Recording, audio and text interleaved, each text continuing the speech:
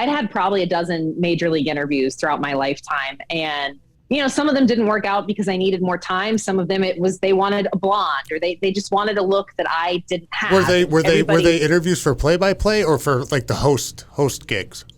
Hosting and sidelines. Okay. Yeah, I had not had a play-by-play interview ever in the big leagues. But I just wanted to tell the stories, and I think you get that riding the buses and eating the crappy food and being there is just, there's such a huge human element that I think we got away from in the 90s, where we put all these athletes on pedestals and how untouchable they were.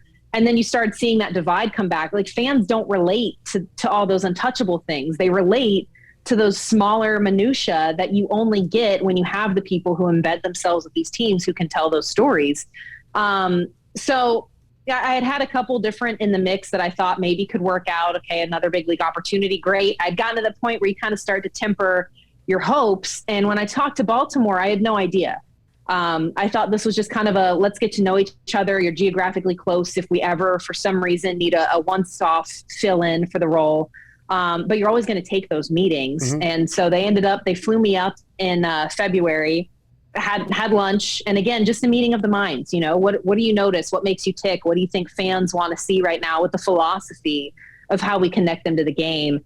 And I flew back home and, called a guy who is now my agent. But I said, it went well and I don't expect anything else. And all of a sudden they emailed us back and it was, all right, minimum of 140 games, a 2-year deal. And I kind of fell out of my seat just because it's always when you don't see it coming that the big stuff happens.